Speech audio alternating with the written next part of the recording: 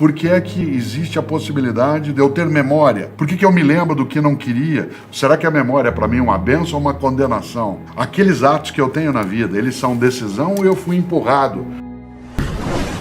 Sabe que filosofia é uma coisa para as pessoas elas se encantarem. Não é para elas temerem, é que nem matemática. Por exemplo, qual é a mais humana das ciências? É a matemática. Ela é pura criação humana. Nada que ela lida, nada existe. Você nunca viu um triângulo isósceles andando por aí, uma derivada ou uma matriz tomando um suco. Né? Nada do que a matemática lida tem realidade material. É pura invenção, é poesia pura. Pois bem, alguns professores e professoras conseguiram transformar a matemática no martírio. Como algumas pessoas transformam filosofia no martírio. Não pode ser. A filosofia ela tem que ter profundidade, ela tem que ser analítica, sistemática, metódica, mas ela não pode ser enfadonha. Né? Tudo aquilo que é enfadonho, quando a gente traz, por exemplo, uma conversa sobre filosofia numa tarde, né, em que a família está assistindo, qual é a finalidade? Que as pessoas apreciem, não que elas nos temam. Você e eu, ambos da área também de filosofia, não temos que ser temidos. Ao contrário, ninguém pode dizer assim, o Chalita ou o Cortella são homens inteligentes só porque a gente fala o que não é compreendido. A gente só será inteligente se aquilo que a gente falar puder ser entendido pelas pessoas. Se não for, Mário Quintana, um dia eu estava conversando isso contigo, né, e me lembro, Mário Quintana tem uma frase que me assusta, você é escritor, eu também, ele tem uma frase magnífica, ele diz, quando o leitor tem de perguntar ao autor o que ele quis dizer com isso, um dos dois é burro. E eu sempre acho que eu sou burro na hora de escrever. Então eu preciso melhorar, né, por essa condição. Mas a filosofia, ela é boa, ela nos encanta, ela ajuda a conversa. Quando você pensa um homem do século VI a.C., um pedacinho do quinto, né, que é capaz de dizer algo magnífico, como a única coisa permanente é a mudança. Não se a única pode coisa duas vezes isso, não se toma banho duas vezes no mesmo rio, porque quando você volta, nem você é o mesmo, nem o rio é o mesmo. Isso é de uma atualidade absolutamente marcante. Quando a gente pega a reflexão dos pré-socráticos, que você mencionou, aquilo que vem, né, com a ideia de Anaximes, Anaxágoras, que são nomes que parecem meio esotéricos, né, para as pessoas, mas eles têm uma marca no nosso cotidiano. Quando Pitágoras, vários de nós estudamos Pitágoras na matemática, antes de vê-lo na filosofia, mas Pitágoras, que você sabe muito bem, é o criador da palavra filósofo. Ele inventou a palavra filosofia. Quando ele fala de alguém que se dedica, que tem um afeto pelo conhecimento, né, alguém que tem um carinho, eu gosto dessa palavra, carinho, né, pelo saber, que entende que em latim sabor e saber têm a mesma origem semântica. Aliás, os portugueses, melhor até do que nós, dizem, para dizer que uma comida é gostosa, diz isso me sabe bem. Dizer que aquilo é apreciável. Portanto, aquilo que a filosofia é capaz de trazer, ela nem sempre é absolutamente nítida, nem para nós. Nem sempre a gente consegue lidar como se ela fosse mera iluminação. Mas ela consegue fazer aquilo que você puxava. Nós vamos às grandes questões da vida. Quem sou eu? Qual a origem do mal? Por que é que existe aquilo que existe em vez de nada existir? Por que é que existe a possibilidade de eu ter memória? Por que eu me lembro do que não queria? Será que a memória é para mim uma bênção ou uma condenação? Aqueles atos que eu tenho na vida, eles são decisão ou eu fui empurrado por alguma coisa que eu não controlo? Pedro Nava tem uma frase que para mim, Chalita, é inesquecível. Ele dizia, eu não tenho ódio, eu tenho a memória. Eu tenho memória, né? Eu não tenho ódio, eu tenho a memória. Isso é perigoso. O Ivan Esquerdo, que é um grande neurofisiologista, um grande médico da Federal do Rio Grande do Sul, que é um especialista em cérebro, ele tem um belíssimo texto, que a gente não pode não ler, onde ele fala sobre o papel do esquecimento na preservação da saúde mental. Isto é, o quanto que a gente tem que ter memória de algumas coisas, mas não pode ter de todas elas o tempo todo. Porque, do contrário, a memória ela pode carregar coisas que são boas, e a essas boas que a memória traz para agora, eu chamo de saudade. E ela pode carregar coisas que não são boas, que são aquelas que são a culpa. Né? Portanto, sem imaginar, parte da memória nos preserva. Uma das coisas que o idoso ele mais sofre no dia a dia é o fato de que a memória dele, ela não é que ela desaparece, é que ele começa a perder à sua volta aquilo que é referência. Isto é, o lugar que ele andava não tem mais. Quanto mais a pessoa vive, mais ela fica isolada, porque se ela tiver muito tempo de existência, né, outras pessoas falecem e ela se sente abandonada num outro tempo, como se ela tivesse encapsulada. Nesta hora, a memória salva. Porque quando alguém bem idoso, alguém da nossa família, da nossa amizade diz assim, porque eu, em 1940, quando eu estava ali em Cachoeira Paulista, que meu pai estava na loja Bela de calçado, quando começa a pensar essas coisas, e aquilo vai reavivando. A Terezinha Rios gosta de trabalhar uma ideia que é de recordar. A ideia de fazer passar pelo coração de novo, recordes. Aquilo que volta para dentro do coração e está outra vez aqui onde a gente está. Por isso, acho que a memória, ela pode ser para nós um dano, se a gente exagera, porque quando você tem culpa, a memória pode martirizar, mas quando você faz da memória apenas uma ferramenta de reavivar a saudade, aí é uma bom. coisa gostosa. Todo estrangeiro apavora com uma frase que nós dizemos, que é assim, eu vou acabar com a tua raça. Essa expressão, ela é de uma violência. Primeiro que ela é genocida. Ela é genocida. Você já começa a trazer à tona tudo aquilo que é o horror da vida. É possível, mas não é obrigatório. Eu vou acabar com a tua raça significa não vou deixar rastro.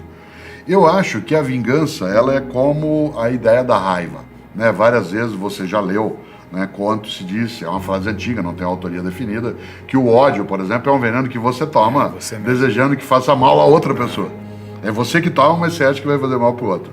Há uma diferença entre desculpa e perdão. Desculpa é a coisa leve. Isto é, tudo bem, ok, isso não é perdão. Por exemplo, você me ofendeu por qualquer razão, ou fez algo que não deveria fazer, eu te desculpo, mas eu não te perdoo. Isto é, eu continuo convivendo contigo, mas não vou esquecer. O perdão é a promessa do esquecimento. O perdão significa, eu sei, mas eu nunca mais vou lembrar obrigatoriamente, eu não vou trazer isso de novo para a nossa convivência. Nesse sentido, acho que a vingança é a ausência do perdão. E a vingança, em grande medida, como ela não é justiça, né, ela é apenas o troco, ela é apenas o retorno do que não devia, ela não deveria estar nas nossas mãos, porque nós não somos um ser confiável, né, como seres humanos, para fazer tudo que é a justiça. A nossa capacidade de falhar, ela é tão grande que deixar na minha mão ou na tua a capacidade de dar o troco em algo que nós fizeram é meio arriscado. É melhor que a gente crie instituições, né, como é o caso do judiciário, em que a gente organiza as regras em que será feita a justiça sem que ela seja vingança. Né, Agostinho tem uma frase que eu acho maravilhosa, que fala sobre a superficialidade de alguns sentimentos, quando ele diz, não sacia a fome quem lambe pão pintado. Não sacia a fome quem lambe pão pintado. Qual é a satisfação que a vingança oferece? A justiça, sim. Eu gosto de justiça, né? Gosto daquilo que está no lugar quando foi deslocado daquele lugar onde deveria estar, mas da vingança não. Não é que a gente não tenha desejo dela. Seria absolutamente farisaico, né, da minha parte dizer que eu não tenho desejo de vingança. Em vários momentos eu tenho. Isto é, em que eu quero sim dar o troco. E não estou nem pensando, né, só nas relações interpessoais. Né?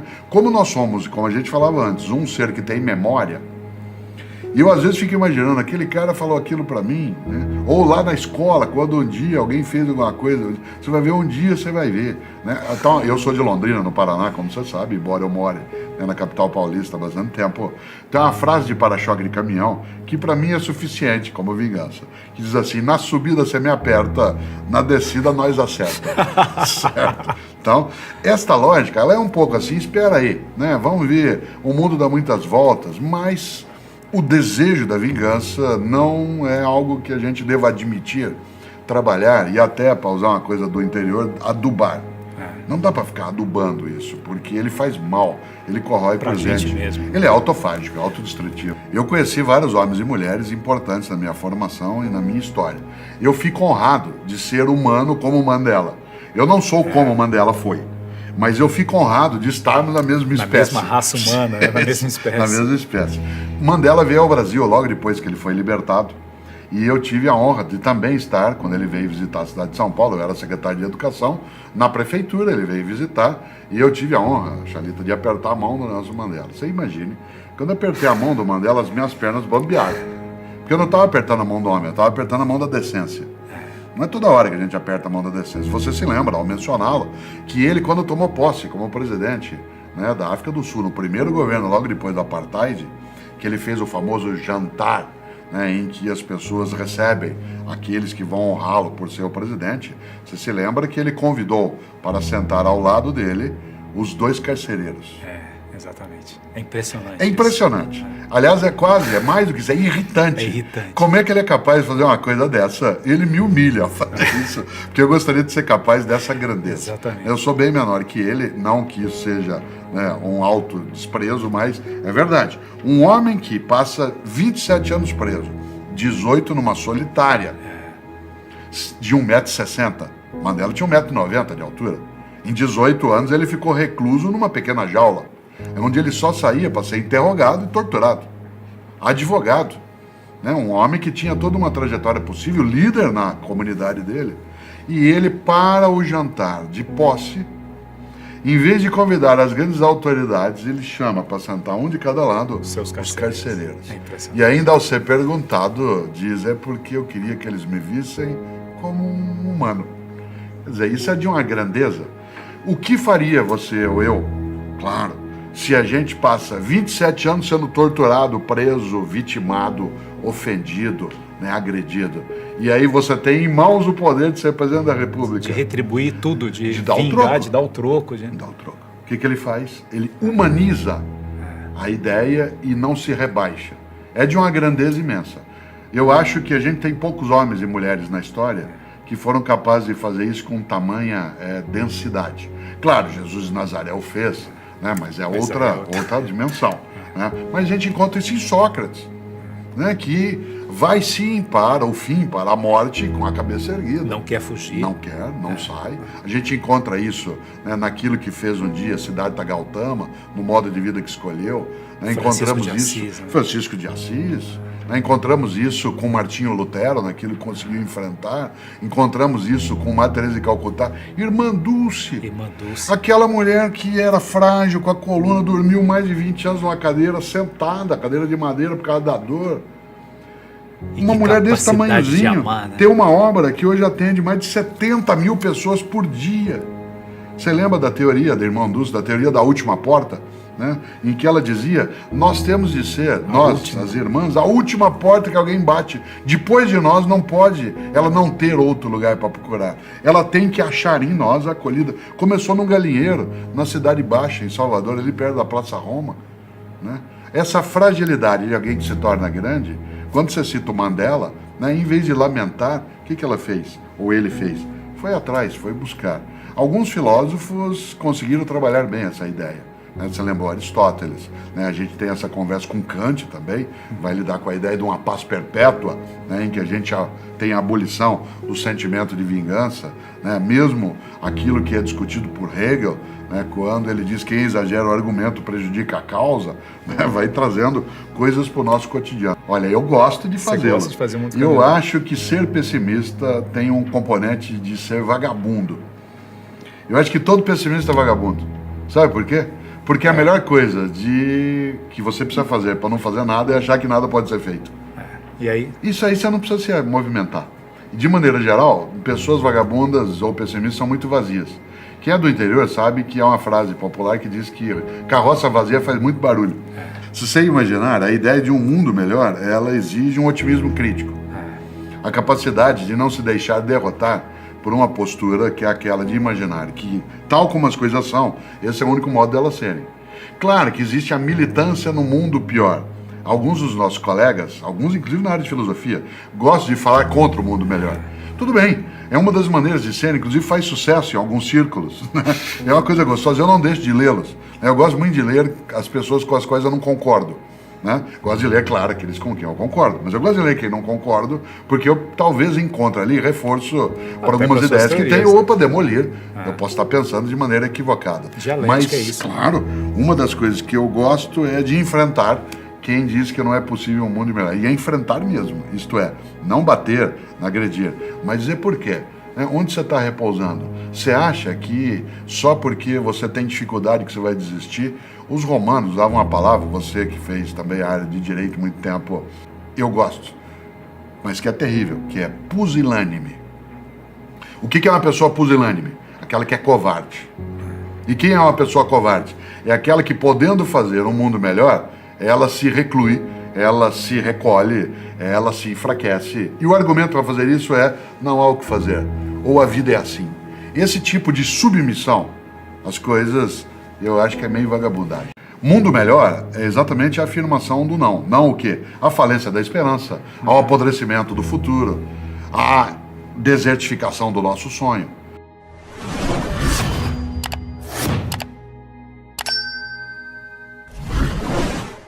E Paulo Freire, ele tinha, claro, uma grande diferença em relação ao Sócrates, né? Sócrates era aquele que tinha o diálogo em que o discípulo era iluminado. E o Paulo Freire partia do princípio de que no diálogo o mestre também se iluminava. Né? Portanto, a posição socrática ela é um pouquinho mais elevada, né? Que a gente diria hoje menos pedagógica, né? Porque o mestre sabia e o outro era retirado de dentro da caverna, como está lá no livro 7 da República do Platão. Né? E o Paulo Freire achava que também o aluno ensinava. Então, você tinha um movimento... É uma evolução, né? Uma mudança, sem desprezar o Sócrates. Acho que Paulo Freire, de Sócrates, parte para chegar a uma coisa, né, que ele é um pouco maior. E eu acho que a gente tem, como docente mesmo, de ser alguém que é provocador. Né? Provocador em que sentido? Provocar. Chamar na tua frente. Né? De vocar aqui na minha frente. Não é só chamar a favor, é pró de pré. Né? De pré-vocar. Vem aqui na minha frente, vem aqui. Ouça bem, preste atenção. Pare, olhe, escute, né? No cruzamento. Dá uma olhada. Para pensar ética, tem que provocar. E o que provoca? Vergonha na cara. Né? Lembra quando tua avó dizia, ou minha avó, que coisa Tenha feia? Vergonha na cara. Que coisa feia? Que coisa feia, menino. Quando ela dizia que coisa feia, ela não estava falando de estética. Ela estava falando de ética. Quando a gente diz essa é uma bela pessoa, nós não estamos falando de estética. Nós estamos falando de ética. O que é uma bela pessoa? É aquela que tem vergonha do que não deveria ter feito e tem vergonha suficiente para não fazer de novo o que fez e que não deveria ter feito. Se você imaginar, né, alguns desses grandes pensadores, Platão, né, as imagens que restaram, Platão era meio disforme até, Sócrates claudicava, desculpe, Aristóteles claudicava, ele mancava, né, portanto ele não era, às vezes ele era ridicularizado em função de algo que deveria ser compreendido como uma condição dele, era colocado de outro modo. Por isso que a beleza de alguém, né, em grande medida, ela advém da força de da sua ética, alma, né, da de sua acolhida, né, que ela manifesta. Nós não temos, por exemplo, uma nitidez em relação a como é que era o rosto de Jesus de Nazaré. Ele não tem clareza em relação a isso. Nos filmes né? é lindo, né? É um padrão mais ocidental, mais midiático. Né? É muito provável que ele não fosse loiro de olhos azuis. Como tem ele era um palestino. Né? Se era um palestino naquela região, é provável que ele tivesse uma estatura menor, tivesse o olho um pouquinho mais alongado, o nariz é um pouco mais nariz moreno, semita, né? mais moreno, o cabelo não era todo encaracolado, quer dizer, não era daquele modelo. Mas houve, claro, um embranquecimento da figura. Mas, de qualquer maneira, a beleza, né, a beleza, aquilo que emana. Eu não consigo pensar, não tem nenhuma imagem nítida de Francisco de Assis, que você citou, mas eu não consigo pensar em Francisco e Clara. Feios, né? Feio. Não dá para pensar. Não tem como. Porque o que eles fizeram foi tão lindo, a mensagem é tão linda, que você os imagina lindos. Né? E a tal ponto que a gente acaba criando uma mitificação quanto àquilo que seria quase, com todo respeito teológico, uma transfiguração. Isto é, a beleza de alguém, pega Tomás de Aquino. Tomás de Aquino era um homem grande. Gordo, se eu sou pesado, estranho. Imagine Tomás de Aquino. Tomás de Aquino era chamado Boi Mudo da Sicília. Boi Mudo da Sicília. Tem um livro magnífico do Carlos Arthur sobre o Boi Mudo da Sicília, e ele também é um grande professor de filosofia, que é estupendo. Você imaginar Tomás de Aquino, um homem, se eu, né, eu costumo dizer que às vezes eu tô tão grande que eu dou formação de quadrilha sozinho.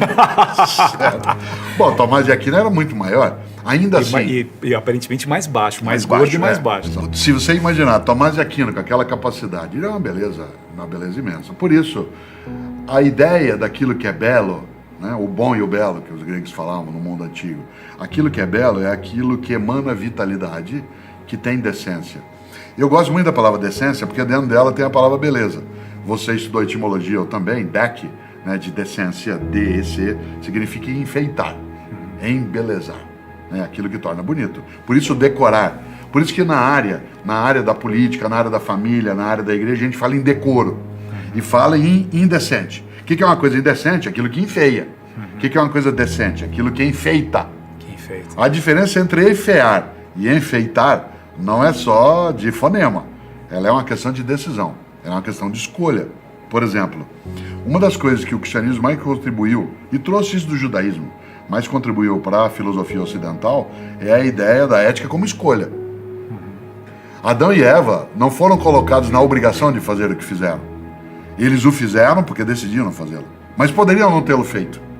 Quando, na narrativa mítica, né, naquela Midrash, que é a própria narrativa do Gênesis, quando a ideia do mal, a serpente sopra, né, para Eva como fruto, ela podia não comer. Era uma escolha. Se você imaginar, a ética como escolha, e portanto não como imposição, nem como vítima.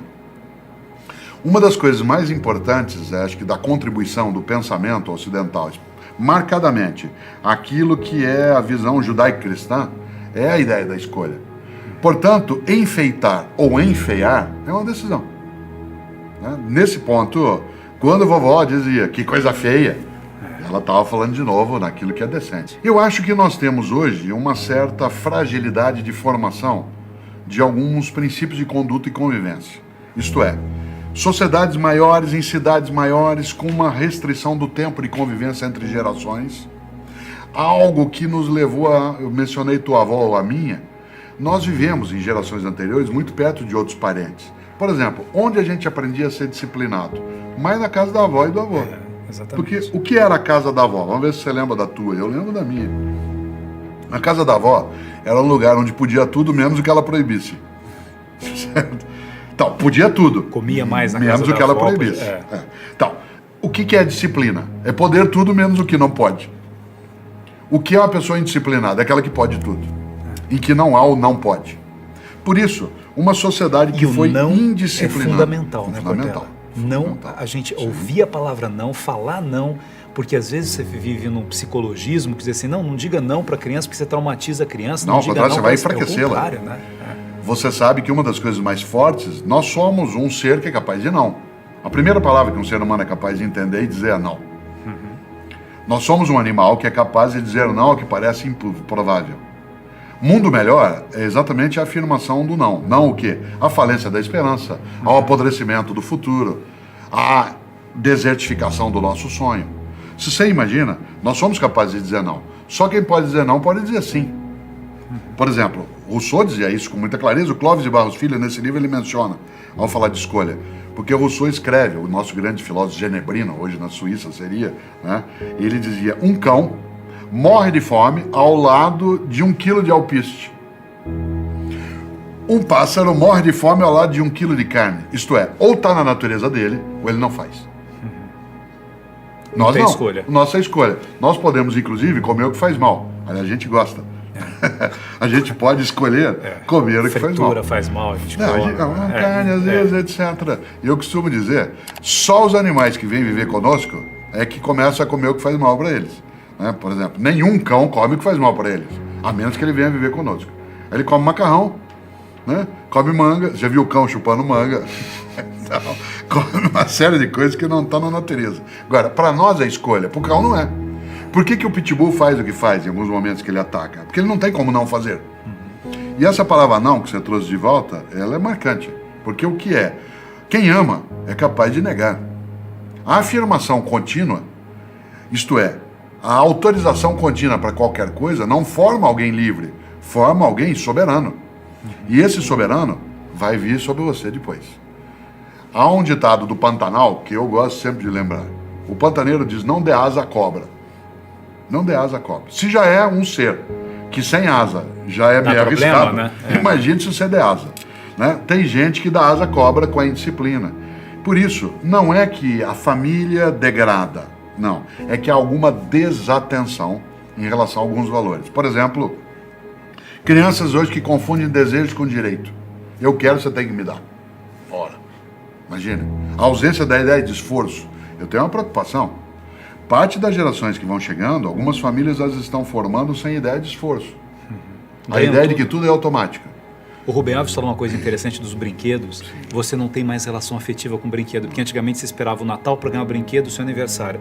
Agora você ganha brinquedo o tempo todo, porque o pai ou a mãe acha que é uma forma de compensação, porque ele está ausente e dá tudo para a criança. Então ele tem aquele monte de brinquedo, tudo que você dá. E a minha preocupação vem de uma lógica, a ausência de apego. Porque alguns diriam que hoje é preciso desapego, para algumas coisas é.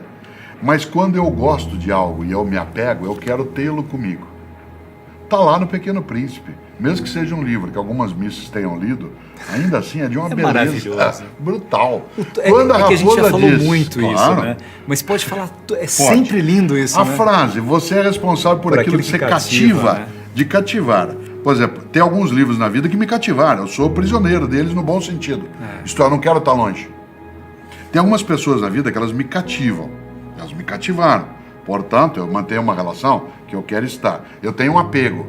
A teoria do desapego, ela vale em relação a algumas coisas materiais, mas ela tem os seus limites. Em relação ao medo que eu estava te dizendo, qual é o meu maior?